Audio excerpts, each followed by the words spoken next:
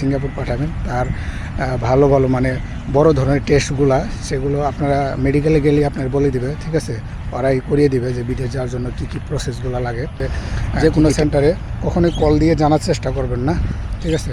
আপনারা তাদের ঠিকানা নিয়ে আপনারা ঠিকানায় যে আপনারা যে সেন্টারগুলোতে যেই স্টুডেন্টগুলো ভর্তি রয়েছে তাদের সঙ্গে কথা বলবেন, তাদের রেকর্ড কীরকম, ঠিক আছে, মানে পূর্বের রেকর্ডগুলো কীরকম সেগুলো জানার চেষ্টা করবেন এবং বর্তমানে রেকর্ডগুলো কীরকম সেই সকল বিষয়গুলো জানার চেষ্টা করবেন। তারপরে জেনে বুঝে তারপরে সব জেনে তারপরে যদি আপনাদের কাছে মনে হয় তারপরে ভর্তি করে দেবেন, আদারওয়াইজ ভর্তি করেন না, পরে বিপদে পড়বেন। আসসালামু আলাইকুম।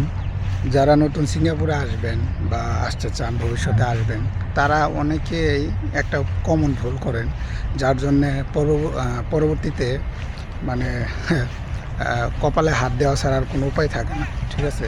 তো তাদের উদ্দেশ্যে বলি, যারা নতুন ভর্তি হবেন তাদের উদ্দেশ্যে কিছু গুরুত্বপূর্ণ ইনফরমেশন শেয়ার করি, অবশ্যই মনোযোগ সহকারে শুনবেন, ঠিক আছে। তো প্রথমে বলি, আপনারা সেন্টারগুলোতে ভর্তি হওয়ার পূর্বে অবশ্যই সেই সেন্টার সম্পর্কে জানবেন, ঠিক আছে। অবশ্যই সেই সেন্টারে যাবেন এবং যে নিজে উপস্থিত থেকে সেই সেন্টারে যে ভর্তি রয়েছে, যে স্টুডেন্টগুলো ভর্তি রয়েছে তাদের থেকে ইনফরমেশন জানার চেষ্টা করবেন, যে রেট কীরকম বা কত দিনের মধ্যে পাঠাচ্ছে এবং কেমন ফ্যাসিলিটি দিচ্ছে, ঠিক আছে। সব বিষয়গুলো জানবেন, জেনে তারপর ভর্তি করাবেন, ঠিক আছে। এবং ভর্তি হওয়ার আগে আরেকটি কথা বলি, সেটা হচ্ছে খুবই গুরুত্বপূর্ণ এবং ইম্পর্ট্যান্ট।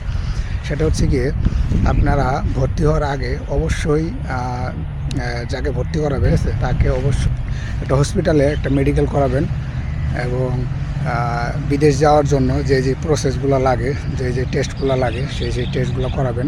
আমি আপনাদেরকে সাজেস্ট করব হচ্ছে গিয়ে পপুলার হসপিটালে আপনারা টেস্টটা করাবেন, তাহলে একটা ভালো রেজাল্ট পাবেন, ঠিক আছে। প্রত্যেকটা জেলাতেই পপুলার হসপিটাল আছে, ঠিক আছে। তো যে কোনো একটা পপুলার হসপিটালে আপনারা টেস্টটা করাবেন এবং আপনাদের যদি কোনো বড় ধরনের যদি রোগ থাকে তাহলে কিন্তু আপনারা কখনোই সিঙ্গাপুরে আসতে পারবেন না। এবং আপনি যদি 14-15 লক্ষ টাকা খরচ করে সিঙ্গাপুরে আসেন, আসার পর কিন্তু আপনাকে জাস্ট 3 দিনের কোয়ারেন্টাইনে রাখার পর আপনাকে কিন্তু মেডিকেল করবে তারা, ঠিক আছে। সবাইকে মেডিকেল করে, তো আপনাকেও বাদ দেবে না, ঠিক আছে।